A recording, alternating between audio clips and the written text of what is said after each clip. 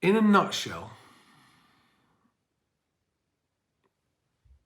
if you had to ask me to write my epitaph now, I would say, always happy, never happy enough. That, in a nutshell, is the best way to understand me, because I have always been happy, even through thick and thin. I sometimes I always find a way, even in the dark moments, I see the funny side. And I got run over and I was dying. I was 11 years old and I was joking all the way into the operating theatre.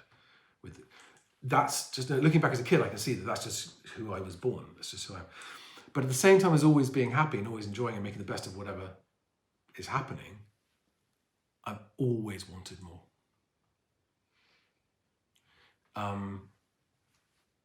And I don't think in an unhealthy way. I've always wanted to make the most out of life. And whenever you see other people getting stuff out of life that you haven't got yet, you think, well, I'd like to be able to do some of those things too.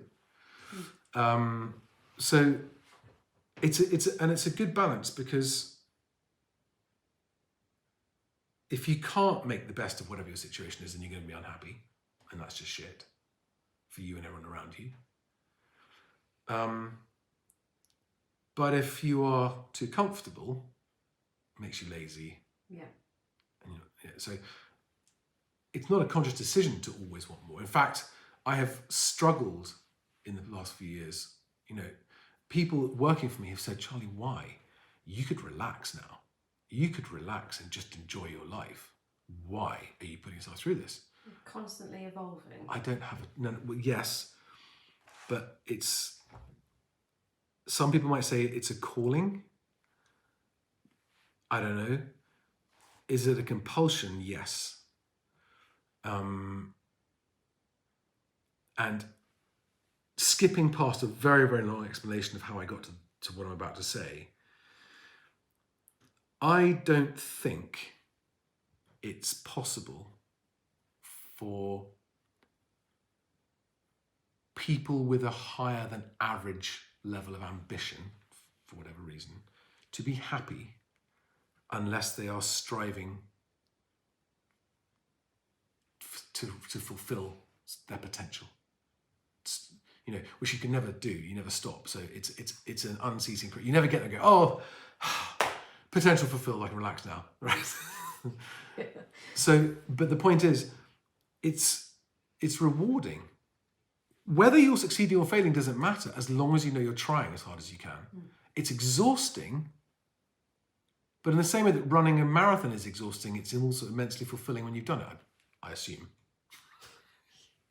I used to do cross-country running at school, so I have done long-distance running. Yeah. And I hated it. But when it was over, I was like, yeah, all right. Like the reward. No, but anything that you've overcome some adversity or got through something difficult is fulfilling. So I don't want to not be happy, and I don't think you can be happy unless you're pushing yourself. That's just my personal view. I'm not saying that applies to anyone else, but it applies to me. The reward I've promised myself, if I can achieve what I'm hoping to achieve, and I'll know when that's happened if it happens, and I hope it happens within the next 10 years, is I want to go to Oxford University and study music, do a full 3-year undergraduate music degree. I've already had an interview for it, and I've been encouraged to apply and told that, subject to passing various requirements, they would welcome someone like me onto that course. To me, that would be a total self-indulgence, and therefore not something I can do until I've achieved what I need to achieve, or at least set the wheels in motion for that. But also, ultimately, I would love to make films. And to me, music is as much a part of filmmaking as the script. And to understand everything I can about music, I find music fascinating. Never mind enjoyable. I just find it just blows my mind what it can do to people. And yeah, my one of the ideas I've had for the thesis would be who is the more successful filmmaker, Steven Spielberg or John Williams? The composer, John Williams, right? Who's had more Oscar nominations than anyone else in history since Walt Disney, I think. So yeah, that's what I do. And then I've also told myself that if I'm in a position to do so and it's possible or available, then when I get to 90, I want to visit the moon. And it's now looking entirely possible. Absolutely. And bizarrely, like 10 years ago, I had this, it just didn't seem possible. Now, it's a thing, it will happen. As long as I've got enough money, I'll be able to do it. I'm sure the price will come down. The moment I want to see the Earth rising over the moon's horizon. Standing on the moon, watch the Earth, that would just be a magical thing to do. You know, so I would definitely want to do that. And I'm planning to remain productive in some way until I'm 90. I mean, look at David Attenborough, he's 95. The man's my idol. Not because of his work, but because of who he is as a person. I think it's just incredible. And he's 95 and still addressing heads of state around the world like he's their uncle. Yeah. Now you lot listen to me. You know.